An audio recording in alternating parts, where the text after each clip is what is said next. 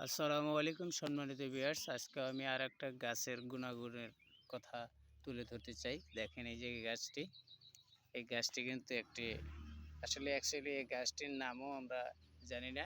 তবে আঞ্চলিক ভাষায় এটাকে বিষকাঁঠালি বলা হয়। বিষকাঁঠালি গাছের এই যে পাতাগুলো দেখা যায় যে অনেকে মানুষ আঘাত পায়, কাজ করতে যেয়ে আঘাত পায়।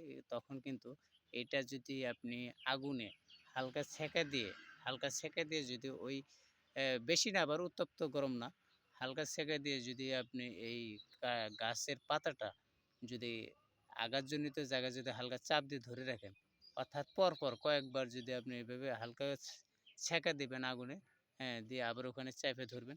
সাথে যদি আরেকটু সরষের তেল দিতে পারবেন, সরষের তেল অর্থাৎ পাতার গায়ে সরষের তেলটা যদি আপনি একটু মেখে নিতে পারেন, হ্যাঁ, আগুনে হালকা করে চাপ দিবেন এবং আপনার ব্যথাজনিত জায়গায় একটু হালকা করে চাপ দিয়ে থাকবেন। দেখবেন যে আপনার অনেকটা ব্যথা কমে যাবে। এরকম যদি ২-৩ দিন করতে পারেন, তাহলে কিন্তু ব্যথা কমে যাবে। এটার বলে বিষকাঁঠালি। এটা আরেকটা কাজ করে গ্রামাঞ্চলে, যদি গরুর টনসিল হয়, টনসিল বলতে মুখের ভিতরে একবারে জিহ্বার শেষ প্রান্তে কিন্তু অনেক সময় গরুর ঘা হয়ে যায়। হ্যাঁ? ওটারে ইংরেজি বলে টনসিলই বলা হয়।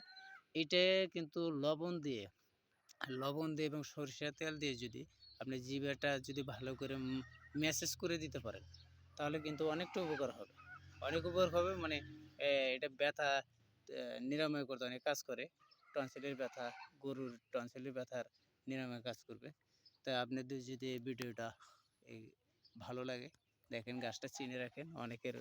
অবশ্যই গাছটা অনেক মানুষের পরিচিত। হুম, আমি সুন্দর করে দেখানোর চেষ্টা করলাম। যদি আপনাদের ভালো লাগে ভাই, অবশ্যই এটারে লাইক, কমেন্ট করবেন। পারলে একটু শেয়ার করে দিয়ে সবাই যাতে দেখতে পারে। সবাই মন থেকে একটু দোয়া আশীর্বাদ করবেন, আমি যাতে আরও এরকম ভিডিও আপনাদেরকে দেখাতে পারি গাছের গুণাগুণ সম্পর্কে।